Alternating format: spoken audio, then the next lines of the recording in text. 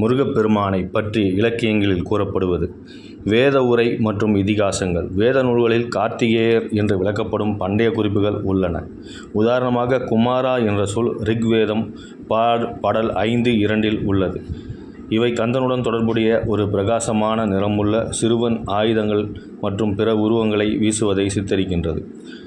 தைத்திரிய ஆரண்யகத்தின் பிரிவு சண்முகா ஆறுமுகம் கொண்டவர் என்று குறிப்பிடுகிறது. அதே சமயம் பௌதாலிய தர்மசூத்திரம் தனது சகோதரன் கணபதியுடன் விநாயகர் சேர்ந்து கந்தனிடம் பிரார்த்தனை செய்வதை உள்ளடக்கிய ஒரு வீட்டுக்காரரின் சடங்கு பற்றி குறிப்பிடுகின்றது. சாந்தோக்கிய உபநிஷம் அத்தியாயம் 7 சனத்குமாரன் நித்திய மகன் நாரதருக்கு தனது சொந்த ஆத்மாவை கண்டுபிடிக்க கற்றுக் கொடுக்கும் கதை உள்ளது. முருகனின் முக்கியத்துவத்திற்கான முதல் தெளிவான ஆதாரம் இந்து இதிகாசங்களான இராமாயணம் மற்றும் மகாபாரதம் போன்றவற்றில் வெளிப்படுகிறது. தமிழ் இலக்கியம்.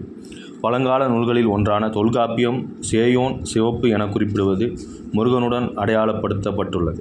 கிமு 3ஆம் நூற்றாண்டிற்கு கிபி 5ஆம் நூற்றாண்டிற்கும் இடைப்பட்ட காலகட்டமான சங்க இலக்கிய படைப்புகள் முருகனை நீல மயிலில் மீது அமர்ந்திருக்கும் சிவப்பு கடவுள் என்றும் இளமையாகவும் பிரகாசமாகவும் இருப்பவன் என்றும் விளக்குகிறது. தமிழர்களின் விருப்பமான கடவுள் என்று போற்றப்பட்டு உள்ளது. கொற்றவை பெரும்பாலும் முருகனின் தாயாக அடையாளப்படுத்தப்படுகிறது.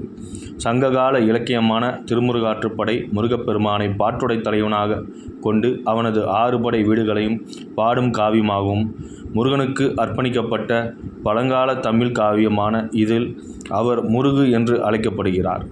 மேலும் அழகு மற்றும் இளமையின் கடவுள் என்று வர்ணிக்கப்படுகிறார். சங்க இலக்கியம் பரிபாடல் முருகனை செவ்வேல் என்றும் நெடுவேல் என்றும் குறிப்பிடுகிறது. கந்தபுராணம் என்னும் பாடல் தொகுதி கச்சியப்ப சிவாச்சாரியாரால் இயற்றப்படுகிறது. இது முருகப்பெருமானின் வரலாற்றை எடுத்துரைக்கிறது. மேலும் சண்முக கவசம் அருணகிரிநாதர் இயற்றிய திருப்புகழ், குமரகுருபரர் இயற்றிய கந்தர் கலிவெண்பா, குமரவேல் பற்றிய கந்தசஷ்டி கவசம், கந்தர் அனுபூதி போன்ற நூல்களும் மூலம் முருகனின் பெருமையை அறிந்து கொள்ளலாம். சமஸ்கிருத இலக்கியம். கந்தனை பற்றிய குறிப்புகள் பாணினி 500 கிமு, பதஞ்சலியின் மகாபாஷ்யா மற்றும் கௌடல்யர் அர்த்தசாஸ்திரம் ஆகியவற்றில் காணப்படுகின்றன. காளிதாசரின் காவிய கவிதையான குமார சம்பவம் கார்த்திகேயனின் வாழ்க்கை மற்றும் கதையை கொண்டுள்ளது. மிகப்பெரிய புராணமான ஸ்கந்த புராணம் ஸ்கந்தனை குறிப்பிடுகிறது. மேலும் இது சைவ இலக்கியத்தின் ஒரு பகுதியாகும்.